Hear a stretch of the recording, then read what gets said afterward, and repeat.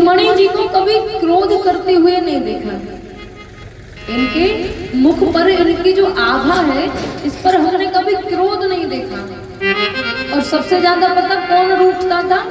सत्यभामा, क्योंकि उनके मायके से ज्यादा मिला था। अब जो मणि नित्य प्रति 8 बार सोना दे तो मायके का पलड़ा भारी रहता है। तो सबसे ज्यादा सत्यभामा रूठती थी। आज भगवान ने सोचा कि सब रूठती हैं, आज हम ये देखना चाहते हैं कि रुक्मणी जी को क्रोध आता है कि नहीं।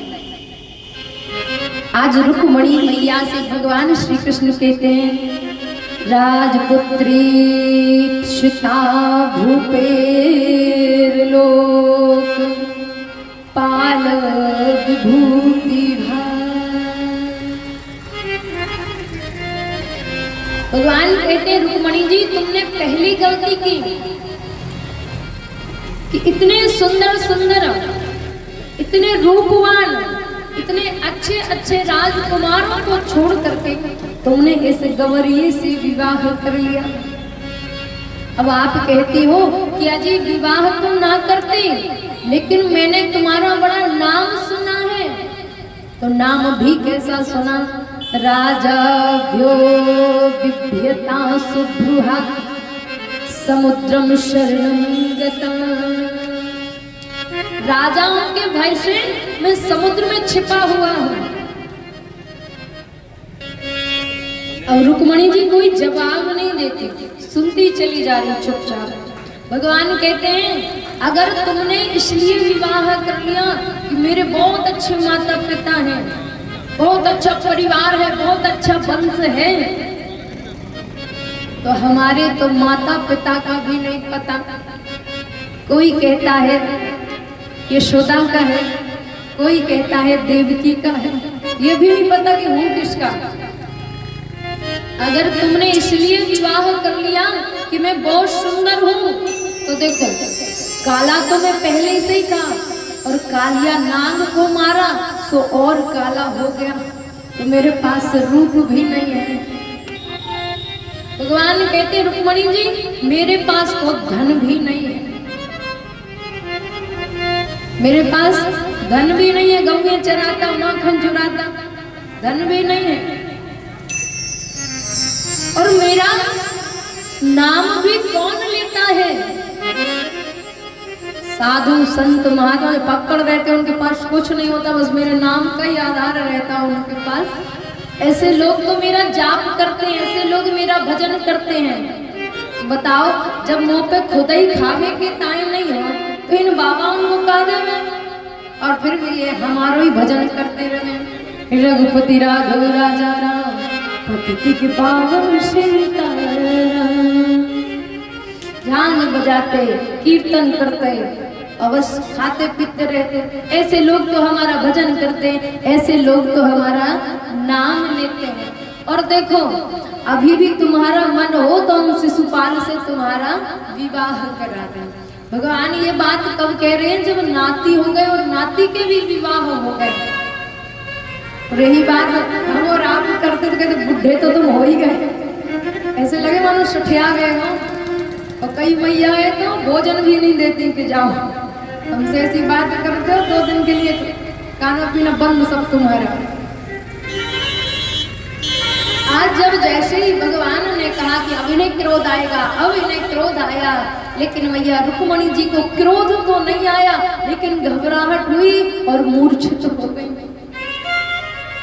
जैसे ही मूर्छित हुई, भगवान श्री कृष्ण ने अपने 4 हाथ प्रकट किए, 2 हाथों से मैया रुक्मणी को गोद में उठाया, एक हाथ से पंखा झलते हैं और एक हाथ से पसीना पोंछते हैं। जैसे ही शैया पर लिटाया, थोड़े समय बाद मैया रुक्मणी जी की मूर्छा जागी ना, तो हाथ जोड़ करके मैया रुक्मणी जी कहती प्रभु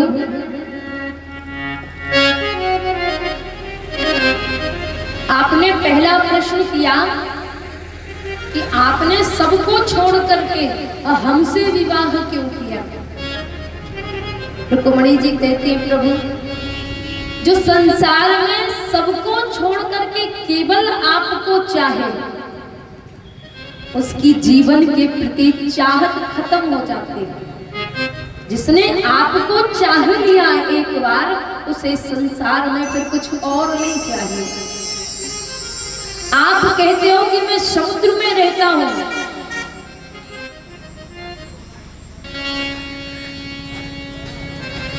आप कहते हो कि मेरे माता पिता नहीं है। प्रभु, आप जगत के पिता हो, आपके भी कहीं माता पिता होते हैं।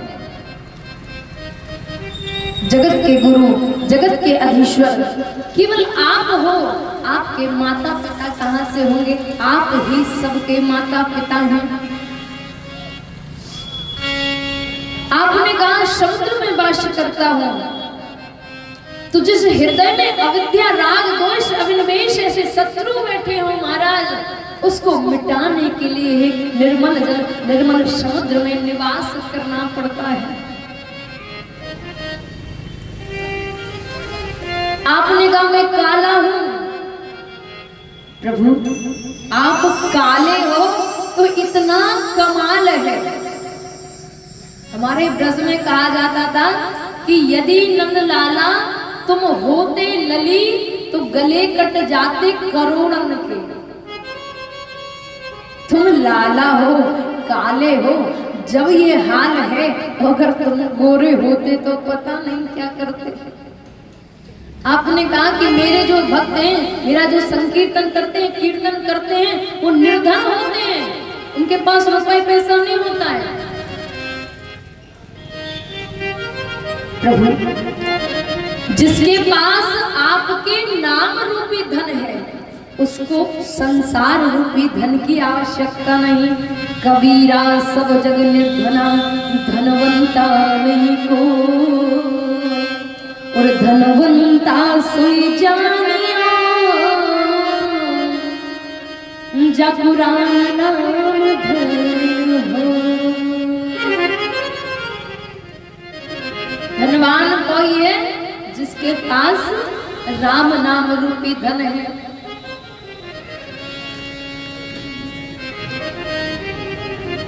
मीराबाई हमेशा कहती थी, आप सबने भी सुना होगा, पालो जी मेरे राम रतन,